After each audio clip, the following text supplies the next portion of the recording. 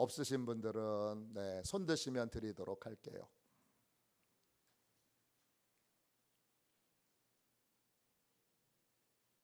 없으신 분은 손 들어 주십시오.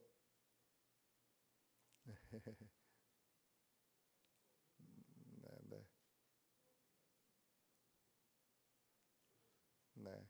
주보를 꼭 가지고 예배를 드려주시면 좋겠어요. 네, 다 없으신 분 안 계시죠? 네. 자, 펼쳐 보십시오. 우리가 지난 주까지는 성경이 왜 하나님의 말씀인가, 왜 진리인가, 왜 우리 삶의 표준이 되어야 하는가 등등에 대하여 함께 말씀을 나눴습니다. 오늘부터는 새로운 주제를 가지고 기독교 핵심 진리들을 함께 살펴보겠습니다. 제일 중요한 하나님에 대하여 같이 나누도록 하겠습니다. 삼위일체 하나님 첫 시간입니다. 자, 첫 시간 여러분에게 이런 질문을 던지고 싶습니다. 여러분, 하나님 하면 뭐가 떠오르세요?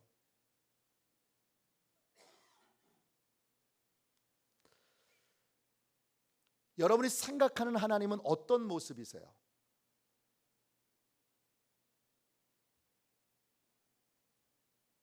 여러분이 기도할 때 하나님 그러면 여러분의 머릿속에 어떤 모습이 떠오르세요? 어떤 이미지가 떠오르세요? 어떤 형상이 떠오르세요? 뭐가 떠오르세요? 1521년 10월 마지막 날에 교황 율리우스 2세가 저렇게 생긴 분이에요. 시스타 성당에 이제 방문을 하러 갑니다. 교황 뒤로는 17명의 추기경이 따라가고 그리고 교황의 수행원들이 함께 합니다. 그날은 이 시스티나 성당의 천장에 있는 벽화가, 천장화죠. 벽화는 아니고 천장화가 완성되는 날입니다. 시스티나 성당의 천장 폭은 13.2m, 꽤 넓죠? 길이는 41.2m. 거기에 우리가 잘 아는 미켈란젤로, 본명은 부요타로티 미켈란젤로, 이 미켈란젤로가 거기에 창세기에 나오는 9가지의 장면을 그림으로 그렸습니다.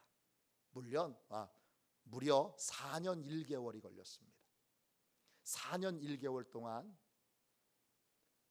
천정에 대를 높이 쌓아서 미켈란젤로가 누워서 천장에서 그림을 그렸습니다. 이겁니다.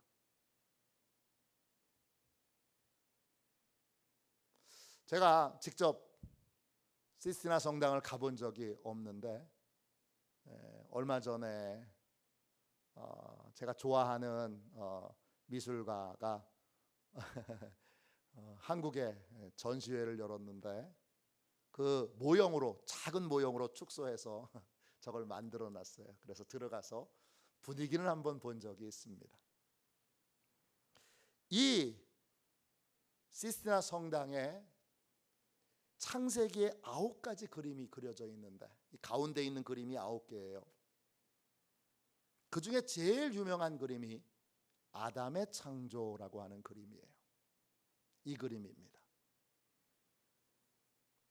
여기 벌거벗은 한 남자가 나옵니다. 최초의 인간인 아담입니다.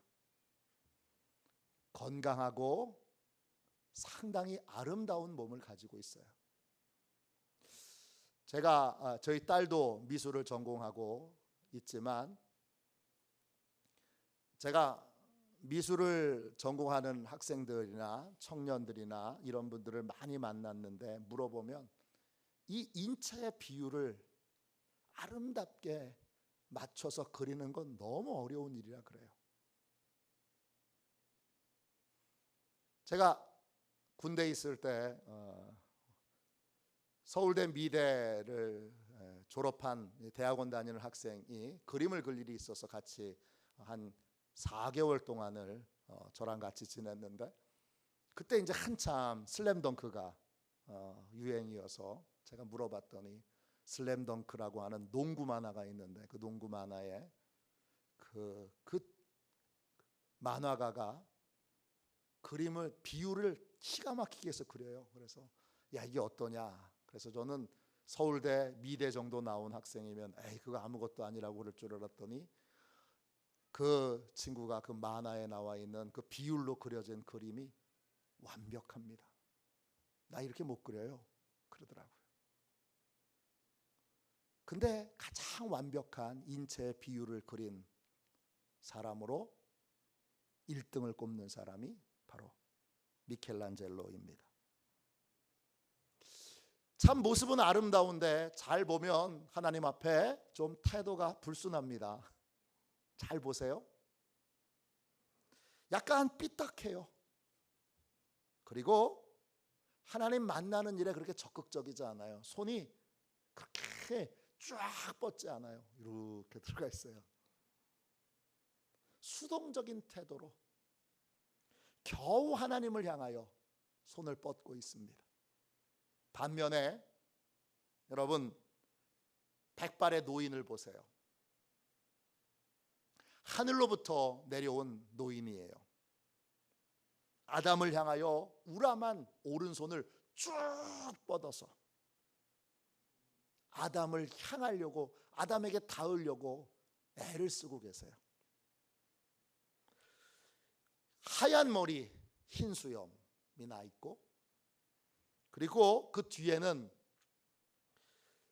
배의 도처럼 망토가, 거대한 망토가 이렇게 마치 낙하산처럼 그렇게 펼쳐져 있고, 그 안에 오늘 그림에는 잘 나오지 않는데 천사들이 숨어 있습니다. 옷자락을 펄럭펄럭거리며 아담을 향해서 내려오고, 아담을 향해서 손을 닿기 위하여 몸부림을 치고 계십니다. 이 백발의 노인이 누굴까요? 미켈란젤로가 그린 하나님의 모습입니다. 미켈란젤로는 하나님의 모습을 인간하고 비슷한 백발의 노인, 흰 머리에 흰 수염을 가진 그러한 노인의 모습으로 그렸습니다. 미켈란젤로만 그런 것이 아니라 삼위일체 그림을 그렸던 많은 화가들이, 예수님은 어린 아기 예수님으로, 하나님은 백발의 노인으로, 성령님은 비둘기로, 그렇게 삼위일체를 표현해서 그린 그림들이 많이 있습니다. 이제 이 하나님에 관한 말씀을 나누면서 제가 이런 그림들을 여러 개 보여드리겠습니다. 자, 미켈란젤로의 이 그림에 나오는 하나님, 이 모습은 우리가 왜 하나님을 직접 만나고 하나님이 어떤 분이신지를 알기가 어려운지를 잘 보여줍니다. 인간은 누구나 직접 하나님을 만나본 적이 없습니다. 누구도 직접 본 적도 없습니다. 그렇기에 자기 생각으로 하나님을 생각하게 되는데, 그 생각할 때에 대부분의 사람들은 자기 입장에서 인간이신 하나님을 그립니다. 나이가 많으신, 오래 사셨으니까 백발 노인의 그 하나님의 모습을 그립니다. 여러분이 기도할 때, 하나님 그럴 때, 혹시 여러분의 머릿속에도 백발 노인이 딱 나타나셔서 여러분에게 말씀하시지는 않으세요? 이게 진짜 하나님의 모습일까요? 이 시스티나 성당에 매년 수십만 명의 사람들이 가서 이 그림을 보고 경탄하는데 이게 진짜 하나님의 모습일까요? 성경이 증언하신 하나님의 모습은 어떤 걸까요? 성경이 증언하는 하나님의 모습은 하나님은 인간의 모습을 하고 계시지 않습니다. 성경이 증언하는 하나님은 남성도 여성도 아닙니다.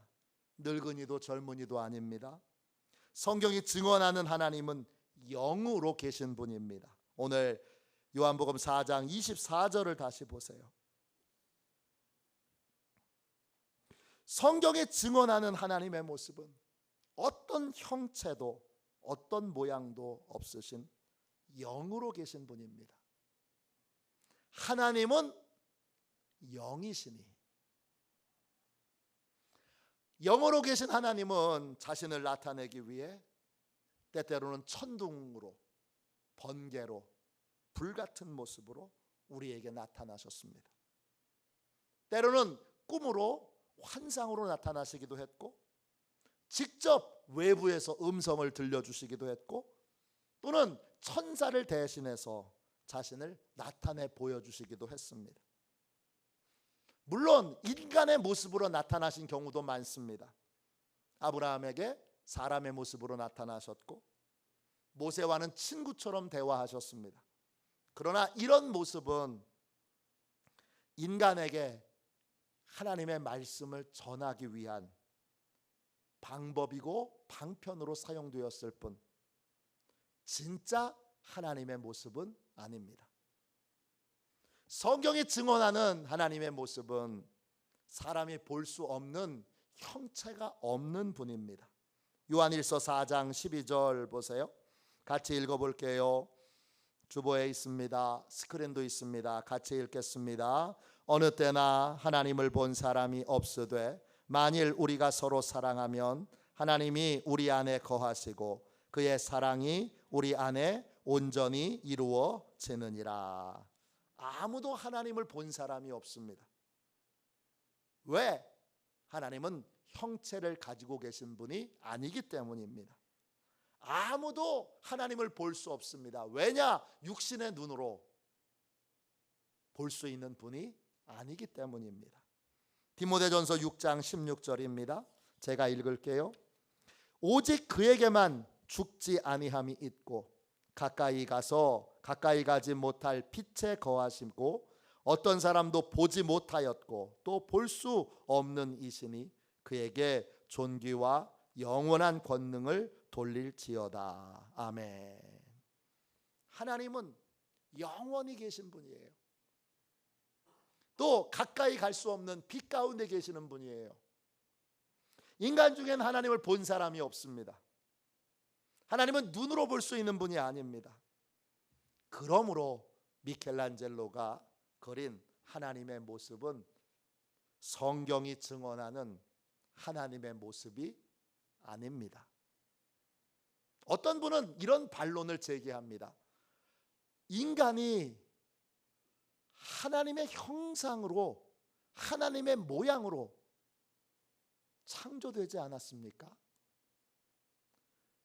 인간의 형상과 모양이 하나님에게서부터 온 것이라면 하나님은 인간의 모양과 형상을 가지고 계신 분이 아닙니까? 이런 반론입니다. 창세기 1장 26절이죠.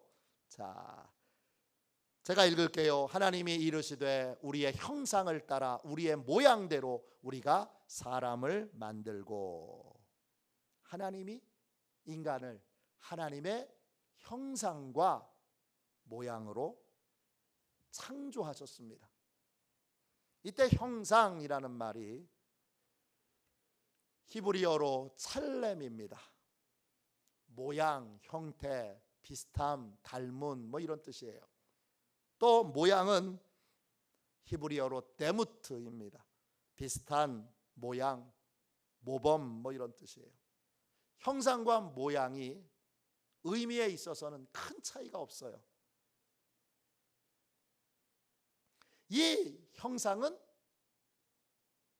모든 성경을 연구하는 예수님 시대부터 지금까지 모든 성서학자들이 공히 고백하는 고백은 외적인 형태가 아닙니다. 하나님의 형상을 따라 우리를 창조하셨다는 것이 외적인 형태, 외적인 모양, 외적인 이 형태를 의미하는 것이 아닙니다. 하나님의 형상은 뭐냐? 하나님의 내적인 성품을 의미합니다. 인간이 하나님의 형상으로 창조되었다는 것은 인간 안에 하나님의 내적 성품이 있다는 것입니다. 성서학자 중에 대표적인 사람 세 사람만 꼽아서 그분들이 하나님의 형상을 어떻게 해석했는가를 살펴봅시다. 먼저 카톨릭 천주교 성서학자 중에 가장 유명하신 분 토마스 아퀴나스입니다. 신학대전이라고 하는 책을 쓰신, 그 책이 100권이 넘는 책이에요. 여러분 다 완성하지 못하고 돌아가셨어요.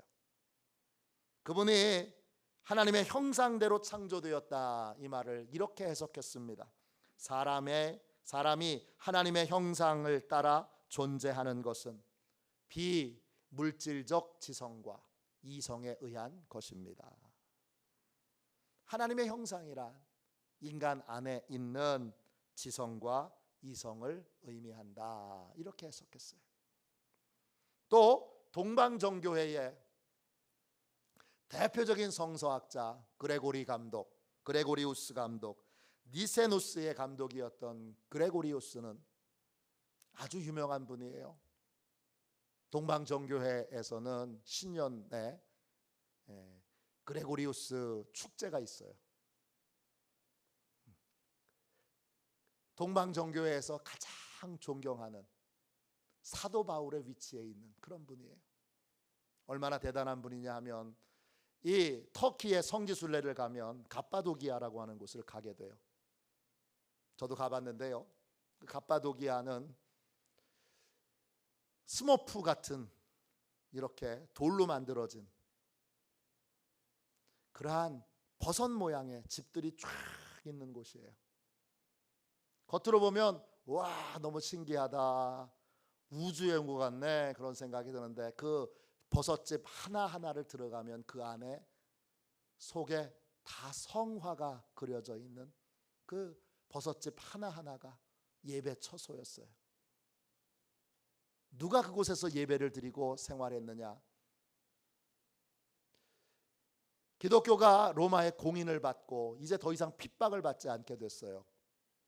그러니까 어떤 일이 벌어졌냐 하면 교회에 출세하기 위해 성공하기 위해 찾아오는 사람들이 생겨나기 시작했어요. 왜? 로마 황제가 기독교인이니까. 기독교인만 돼야 성공하고 출세할 수 있으니까 교회에 세속적인 성공과 출세를 위해서 몰려 들어온 수많은 사람들이 있었어요. 그러니까 교회가 점점 세속화되고 타락하게 됐어요. 그때 자발적으로 다시 광야로 나아가서 그 광야에서 하나님만을 예배하며 고난을 자초했던 사람들이 있었어요. 그 사람들이 살았던 곳이 바로 이 갑바도기아예요. 그리고 이 갑바도기아에 이 그레고리우스 감독은 갑바도기아의 3대 성인 중에 한 사람이에요. 이 사람은 하나님의 형상대로 인간이 창조되었다는 것을 이렇게 해석했어요. 인간이 하나님의 형상으로 지음받았다는 것은 인간의 본성이 모든 선에 참여하는 자가 되도록 인간의 본성을 지으셨다는 뜻이다. 간단하게 말하면 인간의 선한 성품, 착한 마음이 바로 하나님의 형상이라는 거예요. 그 다음 개신교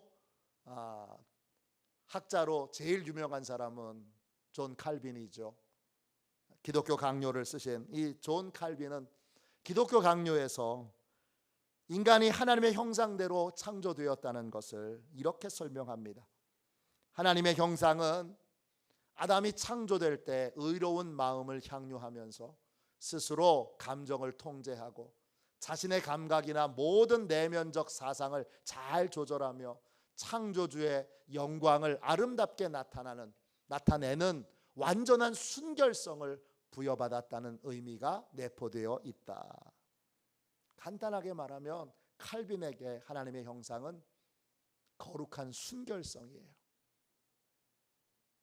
오직 하나님만 바라보는 마음, 하나님께 충성하는 마음, 거룩한 순결성이 하나님의 형상이라고 그렇게 해석했어요.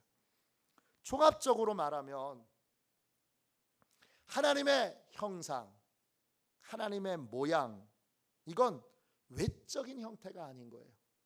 그러니까 하나님이 인간의 모습을 갖고 있진 않는 거죠.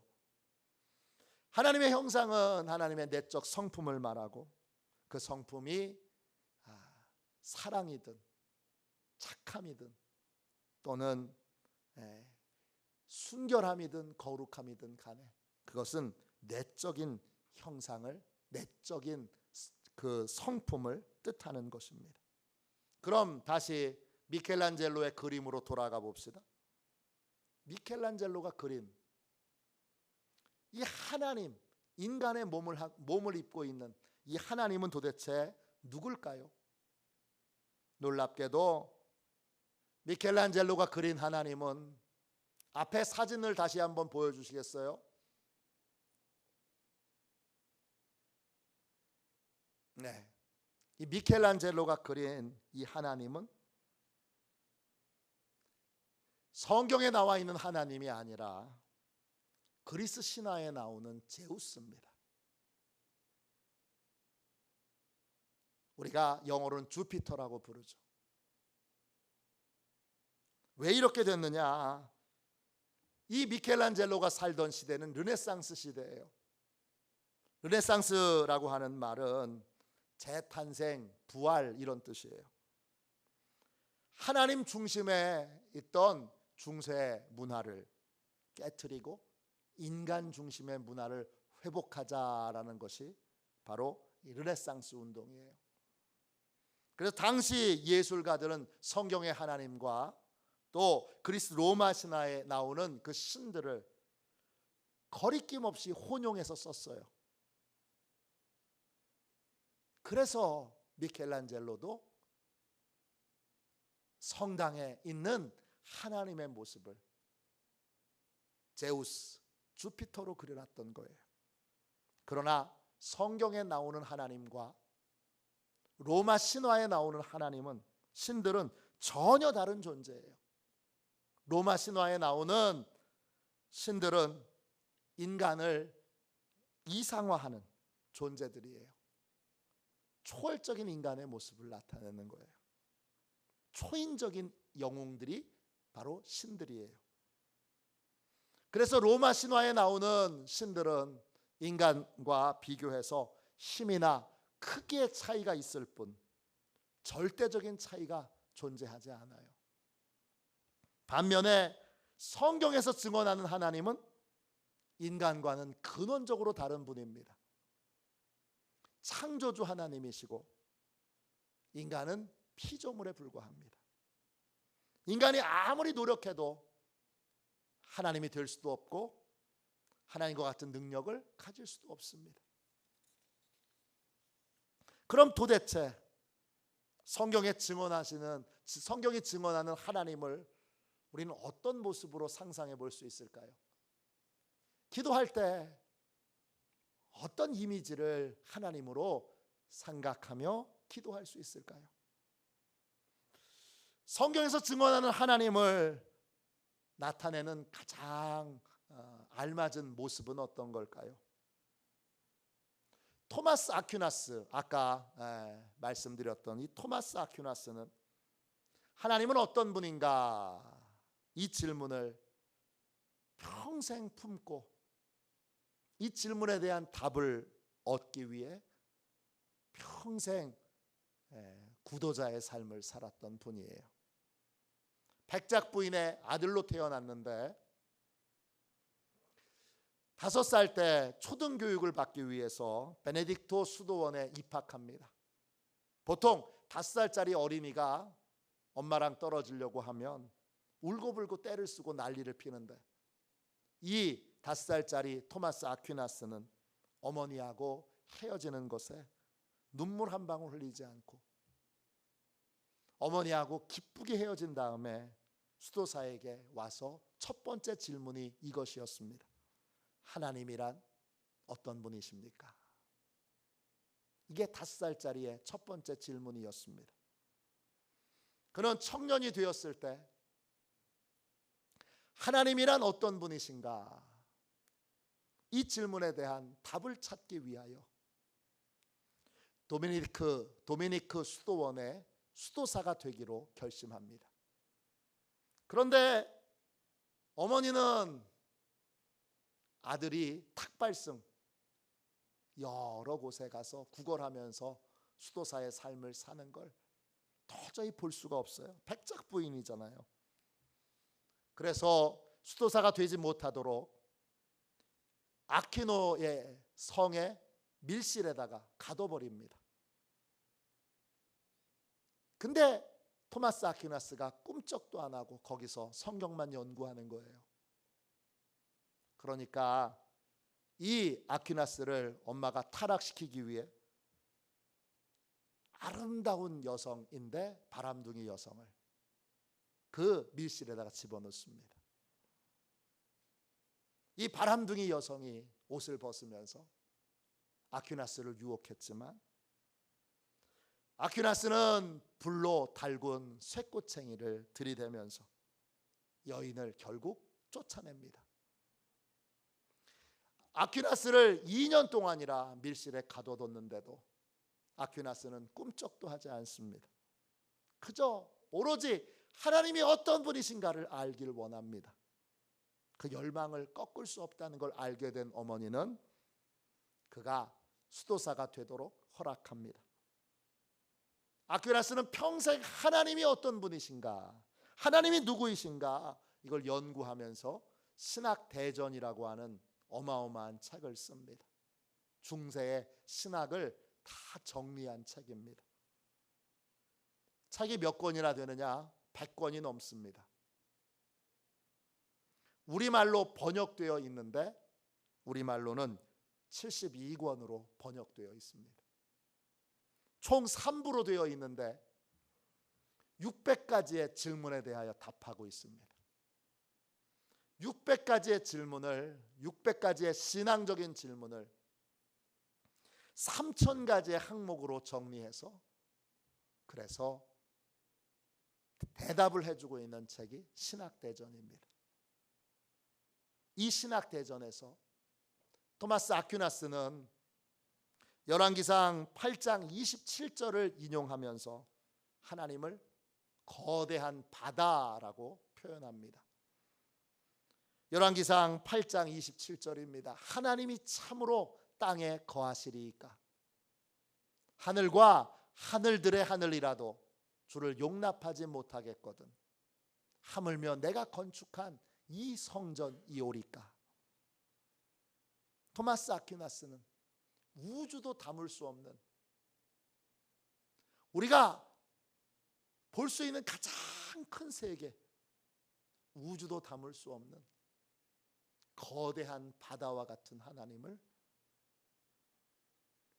헤아릴 수 없는 크기를 가진 하나님을 거대한 바다와 같다고 그렇게 설명합니다. 그는 하나님을 이렇게 설명했습니다. 제가 내용을 아예 다 여러분 주보에다 실어놨습니다. 하나님은 어떤 분이시냐? 시작도 끝도 없는 어떤 무한한 바다가 있습니다. 그 바다는 가만히 있지 않고 끊임없이 역동적으로 출렁입니다. 그 안에는 일정한 법칙이 있어서 그 법칙에 따라 무수한 물방울들이 삼겼다가 없어집니다. 바다는 무작정 출렁이는 것이 아니고 거스를 수 없이 강력하고 지혜로우며 거룩한 자기 뜻을 이루기 위해 출렁입니다. 따라서 바다 안에 있는 모든 물방울은 잠시 존재할 뿐인데도 그동안 오직 그 바다의 뜻과 의지에 따라 이끌려 갈 수밖에 없습니다. 이 무한하고 영원하며 강력하고 지혜로우며 거룩한 존재의 바다가 바로 여호와 하나님이십니다. 그 안에서 생겼다가 잠시 후에 없어지는 물방울들이 곧 피조물들입니다. 야고보가 너희는 잠깐 보이다가 없어지는 안개니라 라고 묘사한 인간은 물론이고 광활한 우주마저도 이 바다에 잠시 생겼다가 없어지는 물방울 하나에 불과합니다. 이것이 아퀴나스의 설명입니다. 이것이 하나님을 설명하는 아퀴나스의 비유입니다. 하나님이 실제로 바다라는 뜻이 아니라 그 형체가 없으신 그 무한하시고 광대하신 하나님을 무엇로 비유할까? 어떤 걸로 비유할까? 평생을 연구한 끝에 그는 거대한 바다라고 설명했습니다. 아퀴나스만 그랬느냐? 아닙니다. 중세에 많은 성서학자들이 하나님을 무한대의 바다로 비유했습니다. 아까 제가 말씀드렸던 갑바도기아의 3대 성인 중에 한 사람이었던 그레고리우스도 하나님을 거대한 바다로 표현했습니다. 하나님은 무한하고 무규정적 실체의 거대한 바다입니다. 하나님은 영원하고 거대한 바다와 같은 분이고 우리가 경험하고 있는 모든 것은 하나님이 만들어내신 물방울에 불과합니다. 우리가 보고 있는 하늘도 우리가 보고 있는 우주도 하나님 보시기에는 작은 물방울에 불과합니다. 하나님 앞에 서서 기도할 때 여러분은 상상할 수 없이 거대한 무한대의 바다 앞에 서 있는 것으로 여러분 상상해 보십시오. 도저히 깊이와 넓이를 헤아릴 수 없는 무한대의 바다 앞에 우리가 서 있는 것입니다. 그 앞에 우리는 금방 사라져 버릴 물방울에 불과합니다. 기도할 때 거대한 바다 앞에 서 있는 자신을, 그러나 일정한 법칙을 따라 움직이며 모든 것을 이끄시고 모든 것을 공급하시는 그 무한대의 바다 앞에 여러분이 서 있다고 상상해 보십시오. 기도할 때, 예배할 때 그 무한대의 바다 앞에 서 있다면 우리는 겸손해질 수밖에 없습니다. 우리는 그 무한대의 바다이신 하나님께서 말씀하시는 음성을 들을 때에 우리의 지혜와 지식이 한없이 작다는 사실을 인정할 수밖에 없습니다. 우리는 무엇을 하든지 거대한 무한대의 바다가 만들어낸 작은 물방울에 불과합니다. 우리가 아무리 큰 일을 했어도, 우리가 아무리 위대한 일을 했어도, 우리가 아무리 가치 있는 일을 했어도 그 일들은 하나님 앞에서 금방 사라져버릴 물방울과 같습니다. 우리는 하나님 앞에서 내가 대단해, 내가 훌륭해, 내가 엄청나, 이런 모든 착시와 착각에서 벗어나 겸손히 하나님의 지혜를 인정하고 하나님의 말씀을 따르는 사람이 되어야 합니다. 이것이 하나님을 믿는 것이고 이것이 믿음으로 사는 것입니다. 오늘 하나님은 노인이 아닙니다. 기도할 때 머리가 하얗고 수염이 하얀 노인이 오냐 그러면서 여러분의 기도를 들어주는 걸 상상하지 마십시오. 하나님은 그런 분이 아닙니다. 무한대의 바다와 같은 분입니다. 나는 그 무한대의 바다에 잠깐 생겼다가 사라지는 작은 물방울에 불과합니다. 그분 앞에 더욱 겸손해지시고, 그분이 나한테 말씀해 주셨다는 사실, 그분이 나를 찾아봐 주셨다는 사실, 그분이 나를 구원하시기 위해 자신을 내어주셨다는 사실, 이 사실에 우리는 크게 놀라고 크게 감격할 수밖에 없습니다. 이제 하나님의 모습을 다시 상상하며 이제 매주마다 하나님을 한 주 한 주씩 배워나갈 때 여러분 특별한 놀라움과 감격과 기쁨이 있게 될 것입니다. 하나님을 깊이 알고 그리고 하나님과 깊은 교제의 세계가 열리는 이 삼위일체 하나님을 공부하는 귀한 시간이 되기를 주님의 이름으로 축원합니다. 우리 이 시간 함께 찬양하겠습니다. 찬송가 64장 우리 1절만 두 번 찬양하고 함께 기도할 텐데, 오늘 하나님의 크심을 알게 해주세요. 동시에 저의 작음을 알게 해주세요. 하나님의 위대함을 알게 해주세요.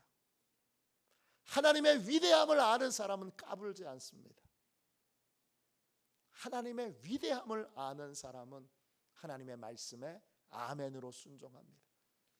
하나님의 크심을 아는 사람은 그분 앞에 겸손해지는 지혜를 갖게 됩니다. 우리 인생의 모든 경거망동과 실수는 하나님이 어떤 분이신가를 잊어버리고 망각하는 것에부터 시작됩니다. 무한대의 거대한 바다와 같은 하나님 앞에 서보십시오. 그게 잘 상상이 안 되시거든. 차만 여러분 타고 10분만 가면 다 바다잖아요. 그 바다 앞에 서보십시오. 또 바다를 가로지르는 다리들이 있잖아요. 그 다리 중에 길을 건널 수 있는 다리, 직접 걸어갈 수 있는 다리가 있다면 그 다리 가운데 서보십시오. 서서 그 무한대의 바다 앞에 서 있는 작디 작은 나를 생각하며 하나님을 믿고 신뢰하고 하나님께 순종하고 하나님의 음성과 하나님의 지혜를 그대로 믿고 따를 수 있는 자가 되도록 그렇게 기도하십시오. 우리 함께 64장 함께 찬양하고 하나님의 크심을 알고 나의 작음을 알아 언제나 겸손하게 하나님의 말씀을 듣고 하나님께 순종하는 삶을 살도록 우리 함께 기도하겠습니다. 찬양하겠습니다.